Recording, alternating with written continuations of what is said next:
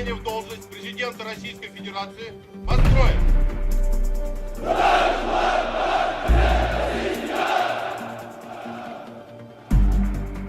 Но мы ведь тоже виноваты в том, что сейчас происходит. Мы, так, условно говоря, уйдя в хотя бы кухонную, но оппозицию, но мы же виноваты в том, что сейчас происходит. И не только потому, что мы поверили, что Владимир Путин хороший, а потому что мы сами все это делаем.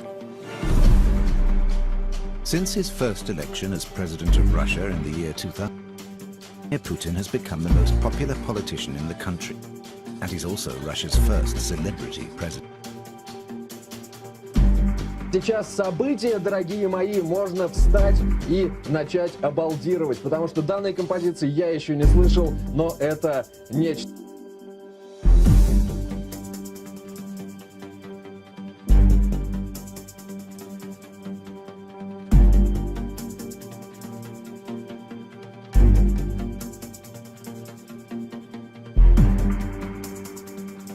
Это он мужчина, к которому нужно стремиться каждому мужчине, каждому существу мужского пола.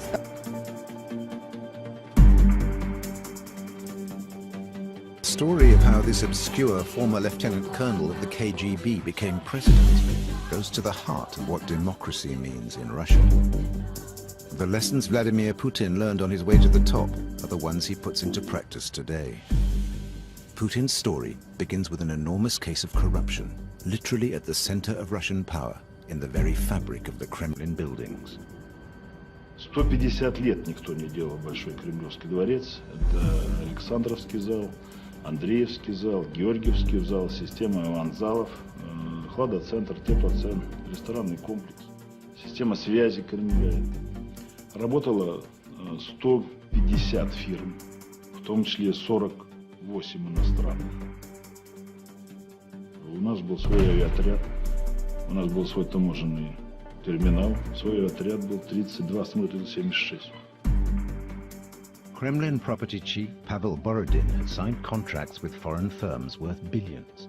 The money was transferred through Swiss banks. In 1998, the Swiss authorities noted irregularities in certain transactions. The Swiss federal prosecutor, Carla Del Ponte, suggested to her Russian counterpart that he open a judicial inquiry. Il était fermement convaincu qu'il aurait pu faire cette enquête et que c'était indispensable de faire cette enquête. Я и получил эту информацию в том пакете, который я его положил на стол, и так еще даже подумал, думаю, стоит ли вскрывать или нет, как вот сердце чувствовало, что, значит, все это плохо.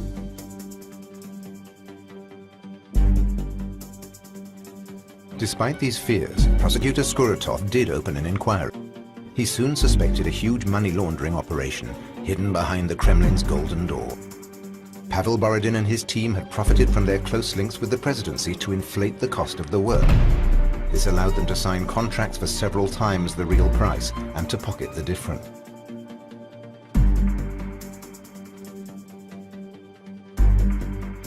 One of Borodin's privileged partners in this scheme was a Swiss company called Mabit, with whom he signed a contract for $350 million for interior decoration.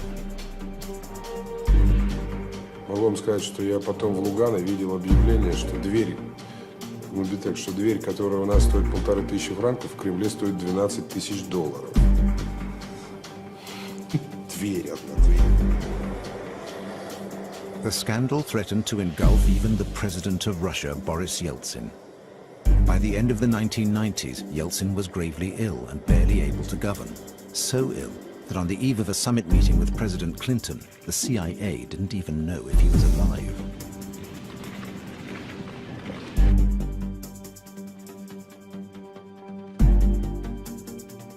I first heard about this from Secretary Albright in her office. She said to me, I guess you've heard the latest report from our friends at the agency. And I said, latest? Yes, Yeltsin is dead, it seems. And the question was there anybody to go and meet? this was, needless to say, for President Clinton, an unwelcome prospect to arrive and have a vegetable there. And there was serious consideration given by the administration to canceling the trip because with all of his own political problems, President Clinton did not want to look as though he was tethering himself to a corpse. The CIA was wrong. But Yeltsin's infirmity meant that power in Moscow was in the hands of an elite group of close advisors, dubbed the family by the Kremlin press pool.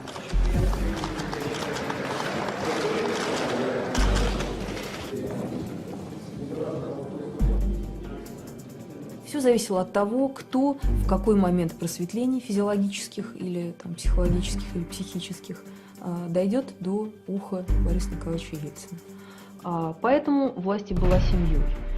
Близкими для президента были ровно те люди, кто оказывался физиологически близким, тот, кто мог стоять рядом с уткой, извиняюсь, медицинской. Друзья семьи, те люди, которые кормили их в финансовом смысле, становились, естественно, самыми приближенными, самыми влиятельными олигархами в стране. The family, a sort of unofficial Politburo assembled around Yeltsin, included his daughter Tatiana, her future husband Yumashev, the businessman Boris Berezovsky, and Roman Abramovich. When the family took notice of Vladimir Putin, Russia was changed forever. In the autumn of 1998, a tight circle of Kremlin insiders, the family, was searching for a new prime minister for Yeltsin to appoint. They knew it was more than just finding a new head of government. They were looking for Yeltsin's successor. The Russian constitution makes the prime minister next in line after the president. And even if Yeltsin served out his term, there were less than 2 years to the next presidential elections. The prime minister's post was the perfect launchpad. Человек садится в это кресло, неважно какой он, неважно каких взглядов он придерживается. Электорат, население вот так оценивает его шансы, да, быть правителем. Да? И в данном случае кресло премьера нам удалось совершенно точно вычислить, сколько оно стоит, да, в смысле электорально. Оно стоит от 20 до 40%. All the candidates proposed by the family were rejected by parliament. Yeltsin finally had to accept Yevgeny Primakov as prime minister. This former foreign minister and ex-chief of the intelligence services was close to the communist majority in parliament. Его скорее рассматривали как человека, который всех устраивает. Как человека, которого знал Ельцин, как человек, который исповедует левые советские взгляды и потому приемлем для левой, тогда левой Государственной Думы, для человека, который внушает такое доверие международному сообществу, друга Мадлен Олбрайт и Саддама Хусейна одновременно. Он так с гордостью про себя говорил. The new prime minister tried to rein in the family and demanded a government report on the true state of corruption and economic crime in the country. Within weeks, the report was on his desk.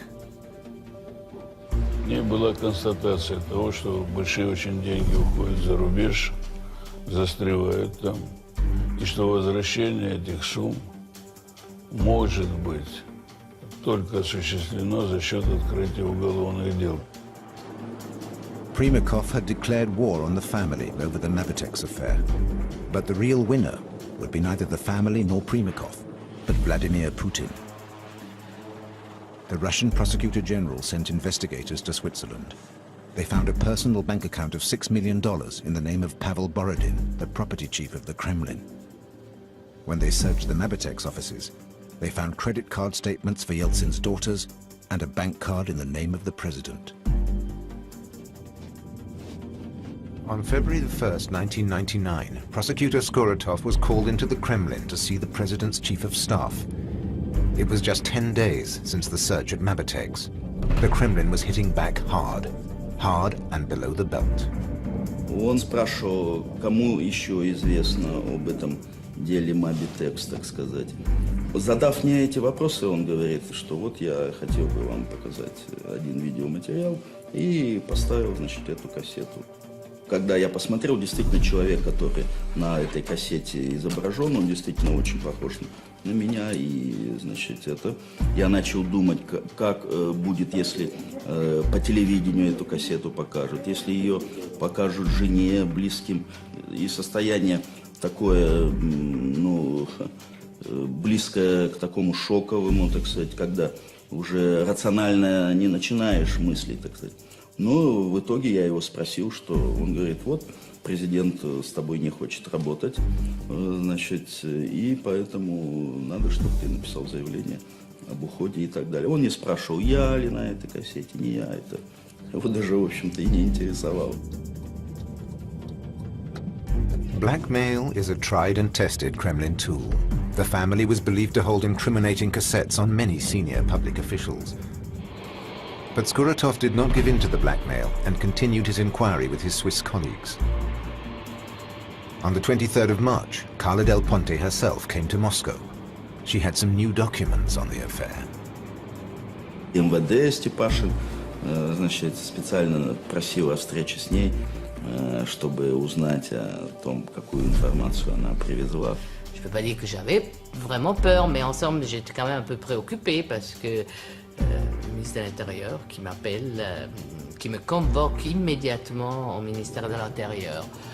Le ministre voulait pas seulement savoir, mais voulait, si je me souviens bien, les documents que j'apportais.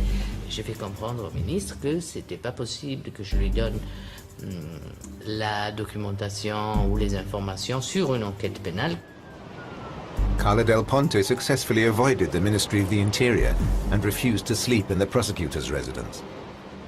Je voulais pas rester là, je me suis dit, je vais avoir mon vidéo aussi. The following day, the Swiss prosecutor left Russia with no further incidents. Meanwhile, the cassette was shown to members of parliament to justify Yeltsin's demands for the dismissal of the prosecutor general.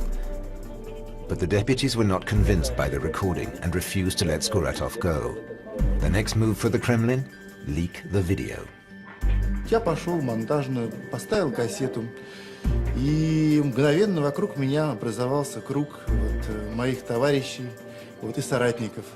И мы наперебой стали, тыкая пальцем в экран, пытаться понять, кто же изображен среди трех избивающихся тел разного пола на этой кассете.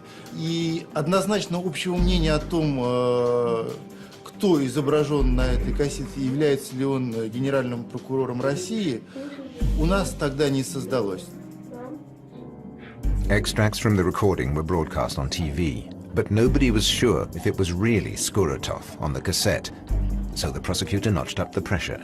He decided to question Yeltsin's daughters and to arrest Berezovsky. It was then the Kremlin played their trump card. Сегодня директор ФСБ Владимир Путин сообщил журналистам, что скандальная видеокассета с изображением человека, похожего на Скуратова, подлинная. Другими словами, на ней заснят именно генеральный прокурор. Дело в том, что Путин был глубоко вовлечен в дело Скуратова. Но вот это дело расследовал Путин. По-моему, сильно понравился президенту Ельцину. И, наверное, они тогда на него обратили пристальное внимание. Putin had proved to the family that they could count on him. After his public intervention, a judicial inquiry was opened on prosecutor Skuratov. He was sacked and forced to abandon the Mabitex affair. The family had won the first round, but the game was far from over. The presidential elections were just 14 months away. Primakov was still prime minister and still pursuing his anti-corruption campaign. He was still riding high in the opinion polls. The majority of Russians wanted him to be the next president. So the Kremlin prepared his downfall. The first public sign of the maneuver was a game of musical chairs.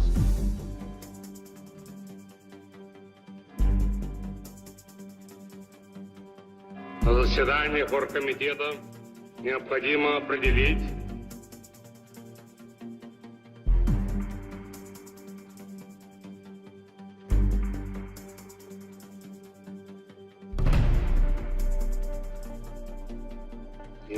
Москве. Первый.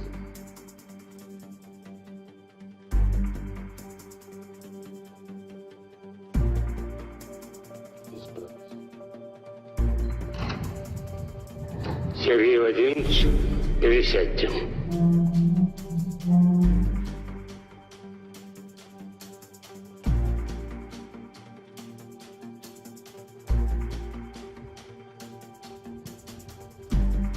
Первый зам председателя правительства Степашин Сергей Владимирович.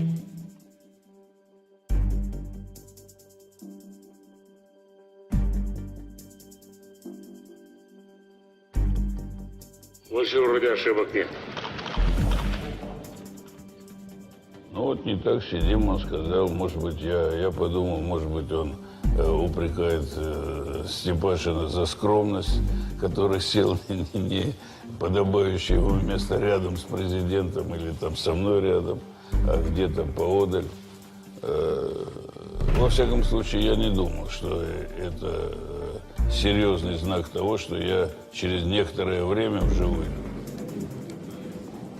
Primakov was sacked. Stepashin took his place. But Primakov did not disappear from the political scene. With the all-powerful mayor of Moscow, Yuri Lushkov, he created a new party, the Fatherland. Primakov publicly denounced the corruption of Yeltsin's entourage and asked to see the Kremlin's accounts. The new party flew up the opinion poll. In the Kremlin, the family was in panic. They had to find a successor to Yeltsin, but they were short of candidates. Reformers or apparatchiks, no one seemed sufficiently docile and loyal. It was then the family remembered Vladimir Putin. He'd proved with the Mabitex affair that he could be relied on. В июне 1999 года я совершенно случайно одним и тем же рейсом из Штатов летела с Татьяной Борисовной Дьяченко, ныне Юмашевой, то есть дочерью Бориса Николаевича. Ну, лететь долго. Ну, естественно, мы были знакомы. И Татьяна начала меня спрашивать, как это? Вот вам, Ксения, а как это? Ну, так просто, такой разговор на политические темы. Как вам Путин? Я говорю, Путин. Какой Путин? А он уже к этому времени был председателем ФСБ, если я правильно помню. Я говорю, да ладно, ну что вы там, какой вообще Путин? Вот, то есть тогда уже, конечно, это был серьезный проект. Why Putin? After the collapse of the Soviet Union, this former KGB colonel started a new career as an apparatchik in the shadow of the powerful mayor of St. Petersburg, Anatoly Sobchak. Sobchak took him on as deputy, then in 1996 put him in charge of his re-election campaign for mayor. This was Putin's sole electoral experience. He failed. Sobchak lost the election, Putin lost his job. He could have gone into business, but he chose a different route. He went to Moscow and was hired by none other than Kremlin property boss Pavel Borodin. Путин сам приехал. Вот, он весьма толковый, порядочный человек, исключительно деловой. Вот, и я его пригласил. Putin became Borodin's deputy. Less than 2 years, he was made head of the FSB, successor to the KGB. But how could the head of the Secret Service become heir to Yeltsin? The family chose him for his loyalty, but also because, like Primakov, to the electorate he represented law and order. And if Putin managed to win over the family, it was because he has another talent, a talent which is essential for anyone who wants to survive and thrive in Kremlin intrigues. He knows how to please. Elena Tregubova, one of the most influential Kremlin journalists, had personal experience of Putin's talents. One day she received a lunch invitation from the head of the FSB, who had decided on a charm offensive. То есть ГБшник для нас это было серое, убогое, тупое существо, которое, ну, человеком точно нельзя назвать. Это что-то такое из низшего ранга и вообще совершенно неприкасаемое в плохом смысле. Да? Вот. Здесь для меня было открытием, что человек не идиот, что человек не одноклеточный, что человек довольно точно коммуницирует, очень хорошо подстраивается под собеседника, заставляющий тебя думать, почувствовать иллюзию на какую-то секунду, на там, несколько минут, что он человек одного с тобой круга общения, интересов, образования. Но вот ты в личном общении не понимаешь, что происходит. Мимикой, подражательной какой-то, жестами, расположением туловища, тела. Ну, все эти техники, на самом деле, давно известны. Эти шпионские техники вербовки. The ex-spy used his talents to seduce anyone who was of any import. By the time he had everyone who mattered on his side, he was the preferred candidate of Yeltsin's daughter and her husband. It was Boris Berezovsky, sometimes known as the godfather of the Kremlin, who in June 1999 was given the task of making a secret offer to Putin. Во Франции, на юге Франции, в Биарриц, я взял самолет и полетел к нему навстречу. И в течение дня там мы с ним, он там отдыхал с семьей, с двумя дочерьми, очень скромно, должен заметить, без всяких излишеств, очень скромной гостинице. И мы там с ним день проговорили на эту тему. И в конечном счете Путин сказал, что он согласен. Later, Putin described the scene to his favorite journalist. Путин сумел покорить их. И он всегда говорил, и мне говорил, что Сергей, вы же знаете, как я упирался. Вы же знаете, как я не хотел. Меня же заставили. Его уговаривали. И уговаривали, что вообще ничего не надо будет делать. Володь, ты вот, так сказать, ходишь на работу? Ходишь. Ну, и ходи. И только будешь входить в другой кабинет. Все распишем, все сделаем, все подготовим, все решения обоснуем. Все сделаем, старичок. Все будет нормально.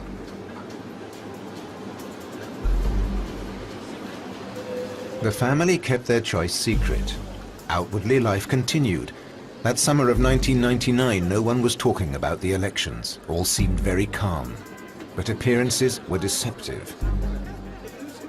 In Switzerland, the Mabitex investigation resumed. In New York, a new inquiry was opened threatening those closest to Yeltsin. It concerned money laundering of IMF funds on a massive scale. The US Treasury were investigating. The family had to act fast. They decided to launch Putin.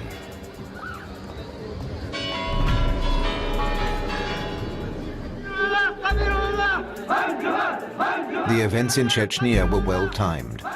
The morning of the 5th of August, several Chechen groups, commanded by Shamil Basayev, crossed the frontier and penetrated without resistance into the Russian province of Dagestan, with the goal of establishing a Muslim state in the Caucasus.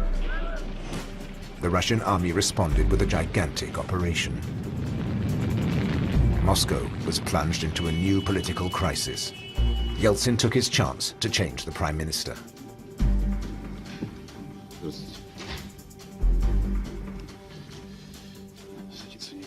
Чтобы не засидеться, да, Николай Емельянович?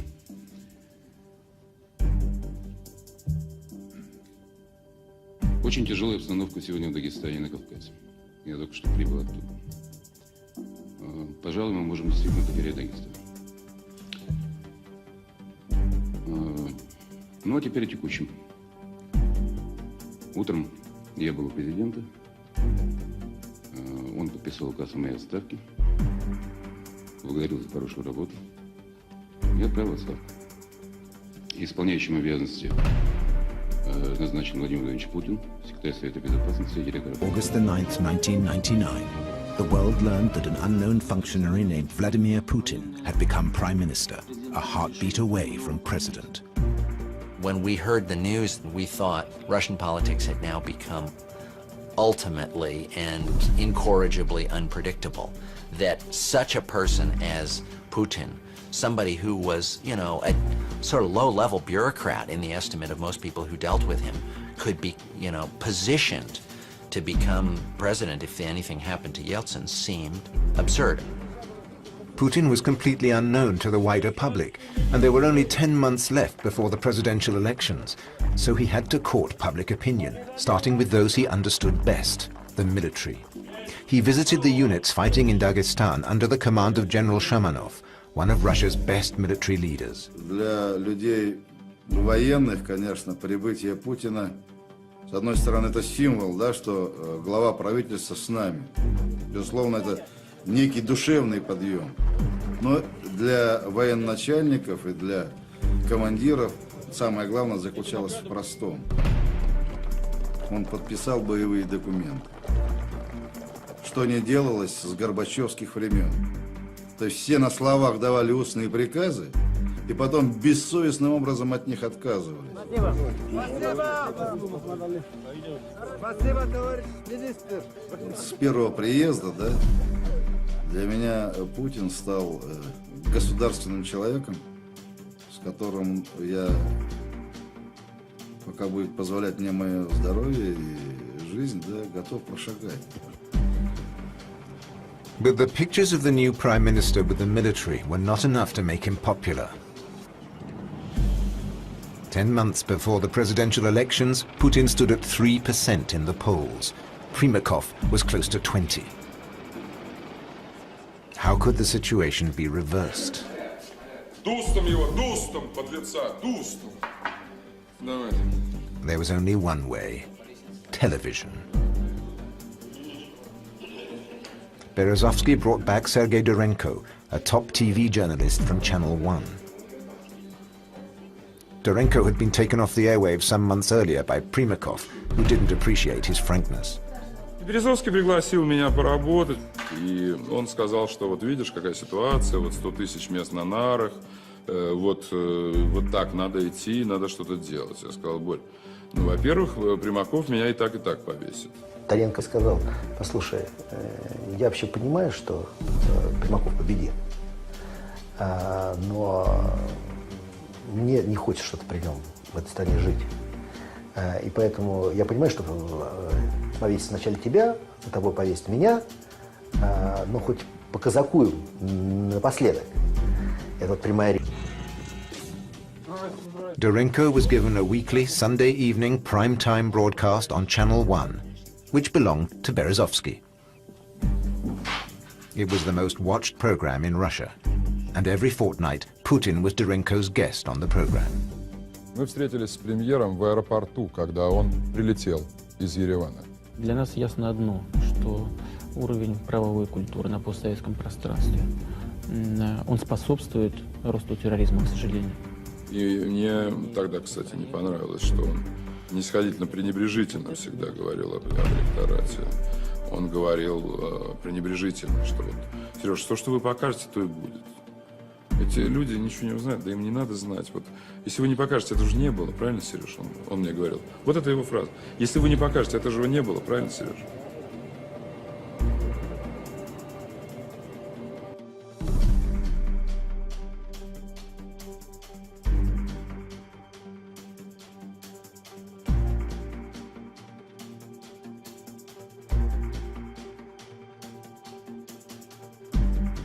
Знал об этом взрыве. Я смотрел до тех пор, пока, в общем, не наступило утро, потому что, мне кажется, вот телевидение давало для нас такую чудовищную сопричастность к чужому горю. Ты просто, вот, мне кажется, заболеваешь, и потом после этого надо...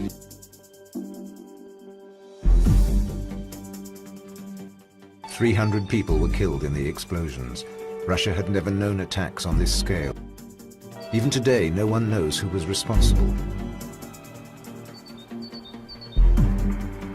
At the time, the authorities immediately accused Chechen terrorists of the attack, provoking a wave of xenophobia.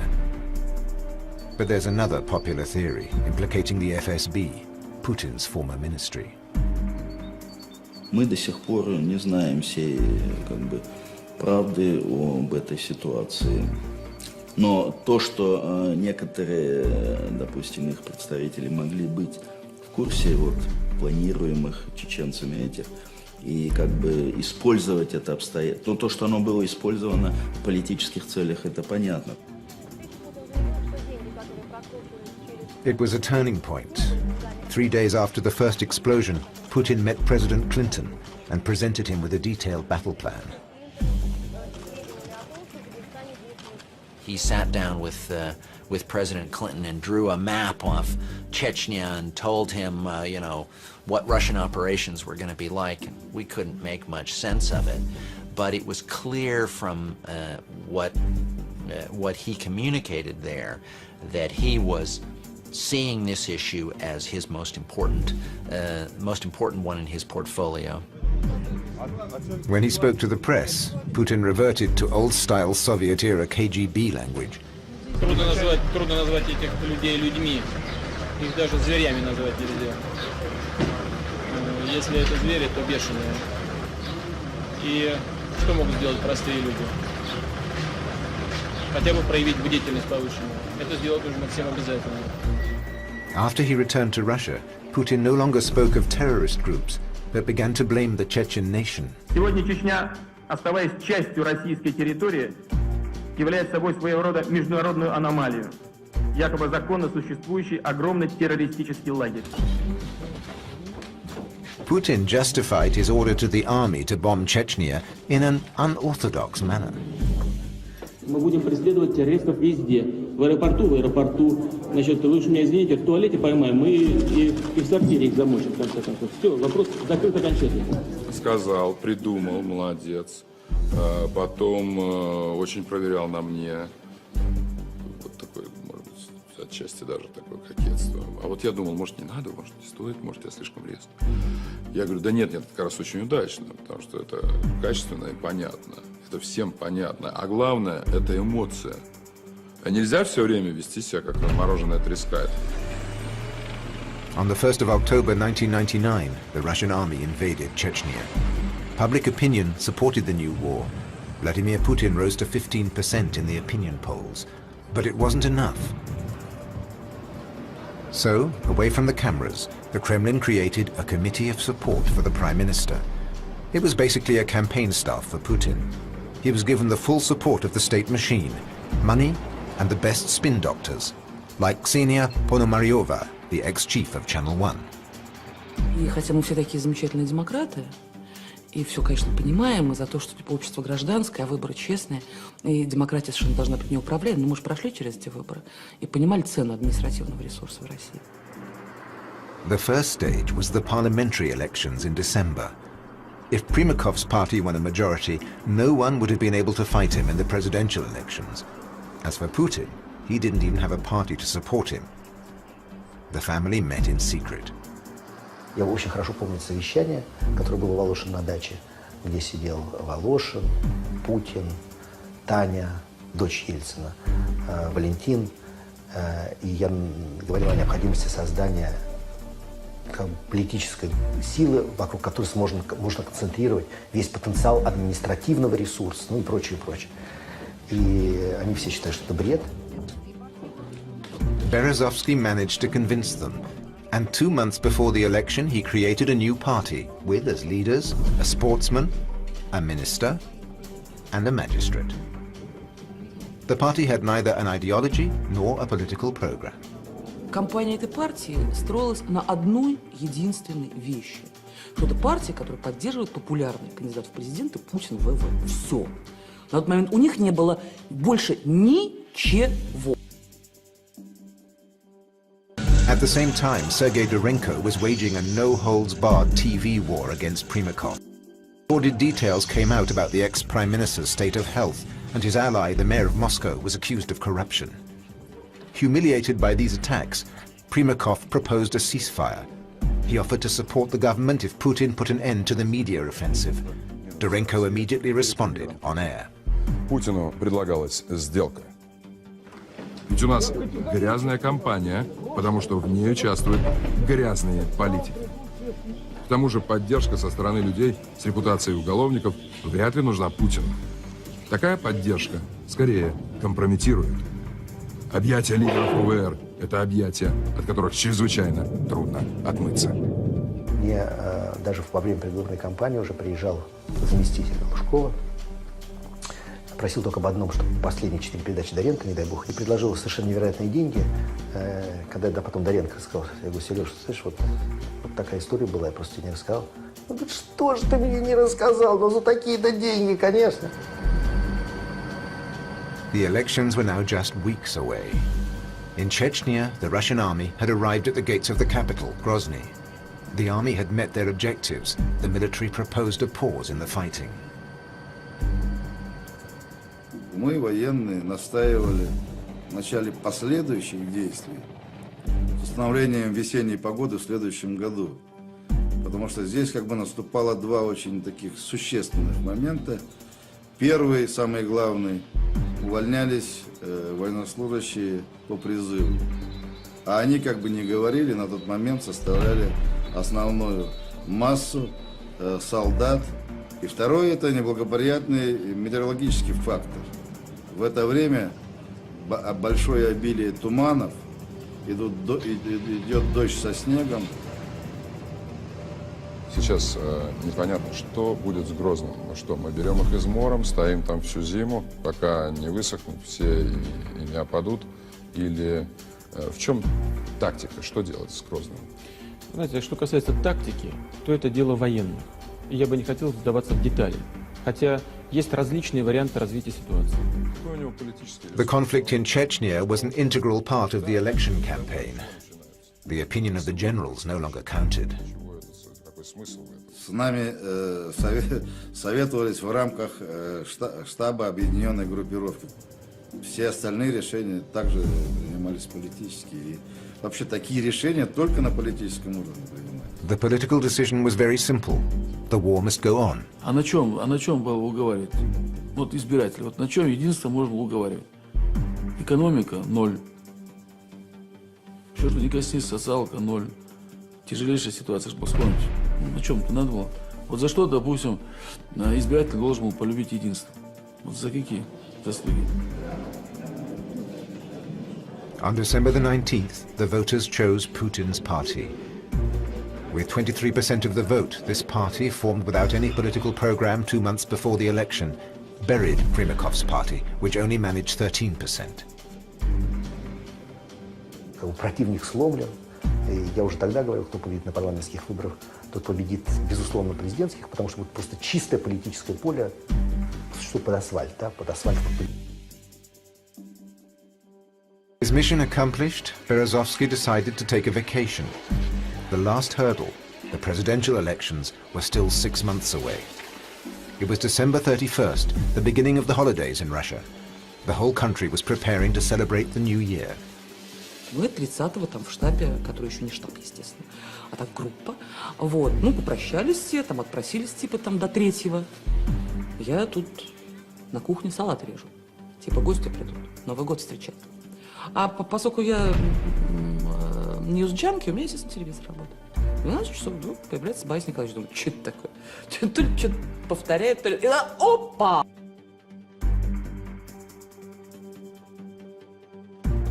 Такольная, коротенькая, то есть надо было отсняться, отправить материал на каналы. И после этого вроде так вроде ничего не предвиделось. Думали, ну, где-нибудь там до часов 2-3 и по домам уже все как настроены так были. Вот. Я встал на традиционную свою точку, значит, на встречный план, значит, справа от президента. Ну, сейчас я сниму Бориса Николаевича, потом 8 сделаю, сниму премьер-министра. Общие планы, на этом, собственно, съемка и заканчивается протоколом. И вдруг Борис Николаевич говорит: я ухожу. Я хочу уйти красиво, чтобы, во-первых, показатели у России сейчас хорошие, улучшаются, постоянно подъемы. Слушайте, у меня опять руки дрожат начали.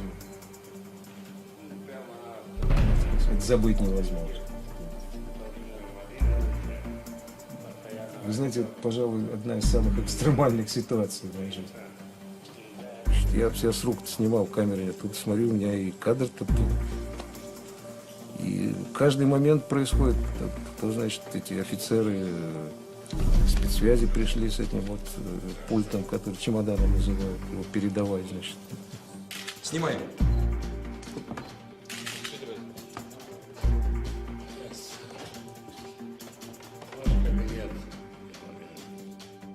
With Yeltsin's resignation, Putin automatically became acting president. Elections were moved forward to March. Ну, по моим наблюдениям, только, по-моему, Владимир Владимирович был в курсе дела, но он человек настолько выдержанный, ну, вот он, когда нужен, такой непроницаемый, да все просто.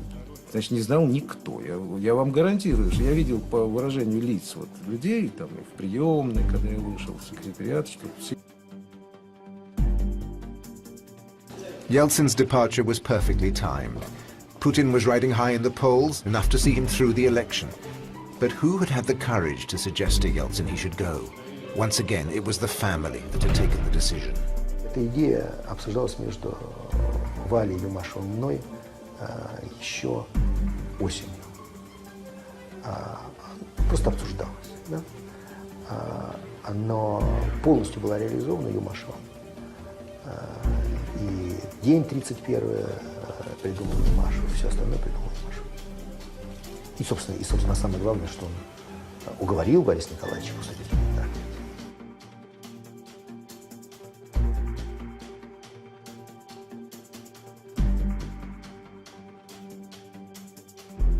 Yeltsin seemed to have resigned with grace. Putin promised not to make changes in the Kremlin hierarchy and to carry on with Yeltsin's reforms. The first decree signed by the new president guaranteed the judicial immunity of Boris Yeltsin and his family.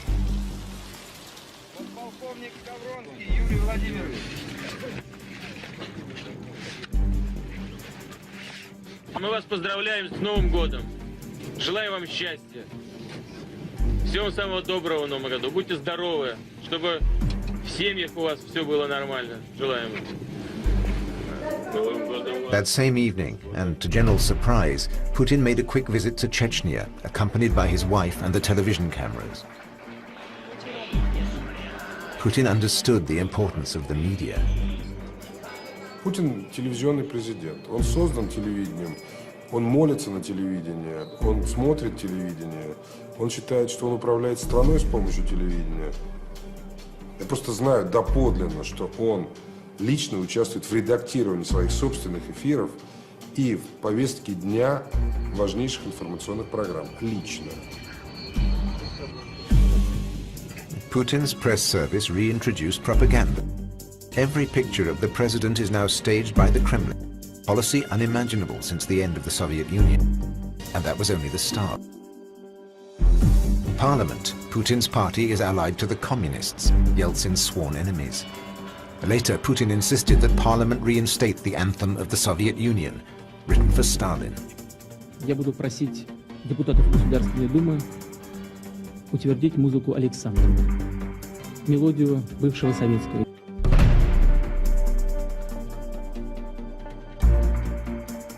On 26th of March 2000, Vladimir Putin was elected president of the Russian Federation with 52% of the vote.